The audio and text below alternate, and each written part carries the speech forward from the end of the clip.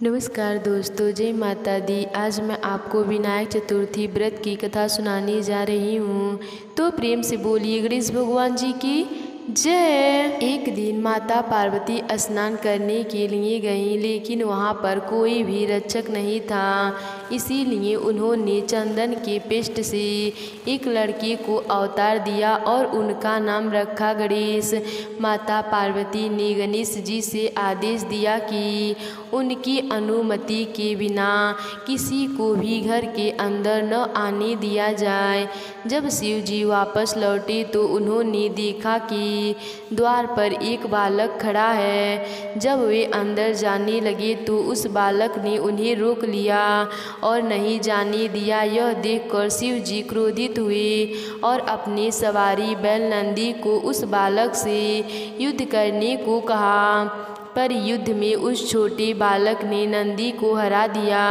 यह देखकर भगवान शिव जी ने क्रोध होकर उस बालक गणेश के सर को काट दिया। अब माता पार्वती वापस लौटी तो वह बहुत दुखी हुई और जोर जोर से रोने लगी। शिव जी को जब पता चला कि वह उनका स्वयं का पुत्र था तो उन्हें भी अपनी गलती का एहसास हुआ।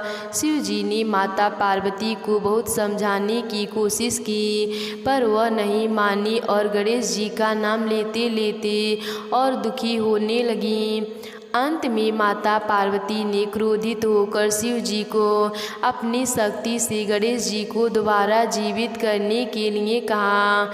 शिव जी बोले, हे पार्वती, मैं गणेश को जीवित तो कर दूंगा, पर किसी भी अन्य जीवित प्राणी के सिर को जोड़ने पर ही। माता पार्वती रोते रोते बोल उठी, मुझे अपना पुत्र किसी भी हाल में जीवित चाहिए। यह सुनते ही शिव जी ने नंदी को आदेश दिया, जाओ नंदी, इस संसार में जिस किसी भी जीवित प्राणी का सिर तुमको मिले काट लाना।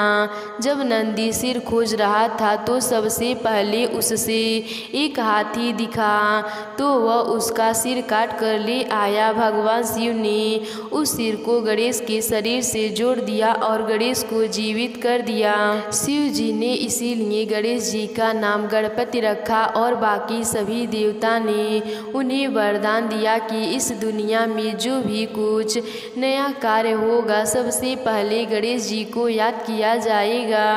तो प्रेम से बोलिए गणेश भगवान जी की जय। एक बार भगवान शिव तथा माता पार्वती नर्मदा नदी के किनारे बैठे थे।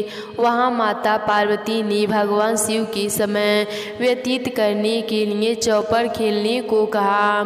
शिव चौपड़ खेलने के लिए तैयार हो गए, परंतु इस खेल में हार जीत का फैसला कौन करेगा, यह प्रश्न उनके समक्ष उठा तो भगवान शिव ने कुछ तिनके एकत्रित कर उनको एक पुतला बनाकर उसकी प्राण प्रतिष्ठा कर दी और पुतले से कहा, बेटा, हम चौपड़ खेलना चाहते हैं, परंतु हमारी हार जीत का फैसला करने वाला कोई नहीं है, इसीलिए तुम बताना कि हम दोनों में से कौन हारा कौन जीता। उसके बाद भगवान शिव और माता पार्वती का चौपड़ खेल शुरू हो गया।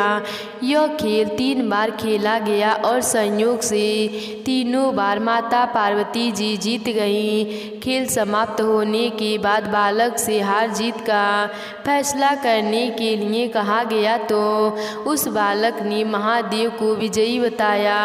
यह सुनकर माता पार्वती क्रोधित हो गईं और क्रोध में उन्होंने बालक को लंगड़ा होने का, कीचड़ में पड़े रहने का श्राप दे दिया। बालक ने माता पार्वती से माफ़ी मांगी और कहा कि यह मुझसे अज्ञानवश ऐसा हुआ है, मैंने किसी देश भाव से ऐसा नहीं किया। बालक द्वारा क्षमा मांगने पर माता पार्वती ने कहा, यह गणेश पूजन के लिए कन्याएं आएंगी, उनके कहे अनुसार तुम गणेश व्रत करो, ऐसा करने से तुम मुझे प्राप्त करोगे। यह कहकर माता पार्वती शिव जी के साथ कैलाश पर्वत पर चली गईं। 1 वर्ष के बाद उस स्थान पर नाग कन्याएं आईं। तब नाग कन्याओं ने श्री गणेश जी के व्रत की विधि मालूम करने पर उस बालक ने 21 दिन लगातार गणेश जी का व्रत किया। उसकी श्रद्धा से गणेश जी प्रसन्न हुए। उन्होंने बालक को मनोवांछित फल मांगने के लिए कहा। उस पर उस बालक ने कहा, हे विनायक, मुझ में इतनी शक्ति दीजिए कि मैं अपने पैरों से चलकर अपने माता पिता के पास कैलाश पर्वत पर पहुंच सकूं और वे यह देखकर प्रसन्न हों। तब बालक को वरदान देकर श्री गणेश जी अंतर ध्यान हो गए। इसके बाद वह बालक कैलाश पर्वत पर पहुंच गया और कैलाश पर्वत पर पहुंचने की अपनी कथा उसने भगवान शिव जी को सुनाई। चौपड़ वाले दिन से माता पार्वती शिव जी से विमुख हो गई थी, अतः देवी के रुष्ट होने पर भगवान शिव ने भी बालक के बताए अनुसार 21 दिनों तक श्री गणेश जी का व्रत किया। इस व्रत के प्रभाव से माता पार्वती के मन से भगवान शिव के लिए जो नाराजगी थी वह समाप्त हो गई। तब यह व्रत विधि भगवान शंकर ने माता पार्वती को बताई। यह सुनकर माता पार्वती के मन में भी अपने पुत्र कार्तिकेय से मिलने की इच्छा जागृत हुई। तब माता पार्वती ने भी 21 दिन तक श्री गणेश जी का व्रत किया तथा दूर्वा फूल और लड्डुओं से गणेश जी का पूजन अर्चन किया। व्रत के 21वें दिन कार्तिकेय स्वयं माता पार्वती से मिलने आ गए। उस दिन से श्री गणेश चतुर्थी का यह व्रत समस्त मनोकामनाओं की पूर्ति करने वाला व्रत माना जाता है। इस व्रत को करने से मनुष्य के सारे कष्ट दूर होकर मनुष्य को समस्त सुख सुविधाएं प्राप्त होती हैं। तो प्रेम से बोलिए श्री गणेश भगवान जी की जय। एक समय पहले की बात है। एक गांव में एक अंधी बुढ़िया माई रहती थी। उस बुढ़िया माई के परिवार में उसका पति, बेटा और बहू रहते थे। वे लोग बहुत ही गरीब थे।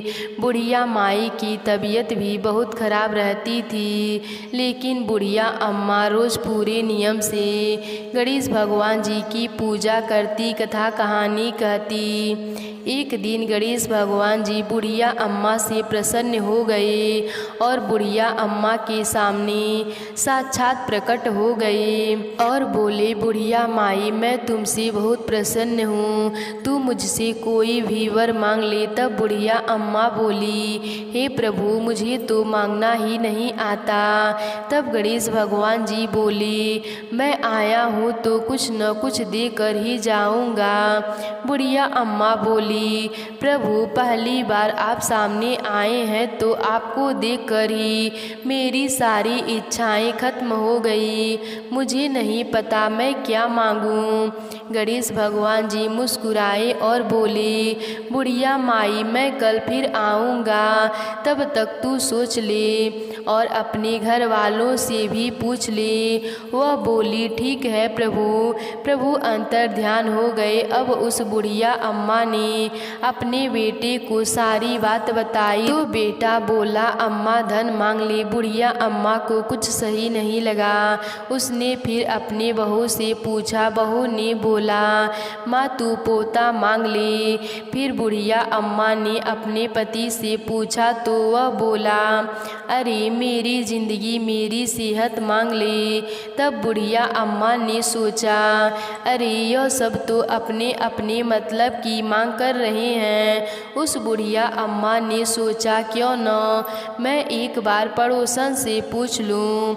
जब उसने पड़ोसन से पूछा तो पड़ोसन बोली, तू क्यों धन मांगे, तू क्यों पोता मांगे, तू तो अपने लिए आंखें और घुटने मांग ले। तब बुढ़िया अम्मा घर वापस आ गई और सोचने लगी कि ऐसी चीज़ मांगनी चाहिए कि घर वाले भी खुश हो जाएं और अपना भी काम हो जाए। वह बुढ़िया अम्मा सारा दिन सोचती रही।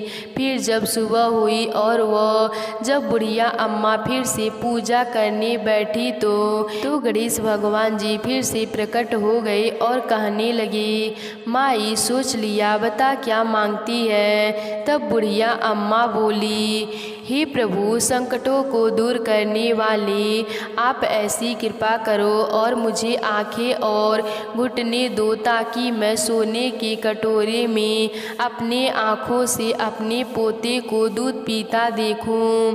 अमर सुहाग दो, निरोगी काया और सभी को सुख दो। तब गणेश भगवान जी बोले, माई तूने तो मुझे ठग लिया, सब कुछ मांग लिया और कहती है मुझे मांगना ही नहीं आता। पर ठीक है, तथा अस्तु कहकर गणेश भगवान जी वहाँ से अंतर ध्यान हो गए। उस बुढ़िया अम्मा के परिवार में खुशियाँ ही खुशियाँ हो गई।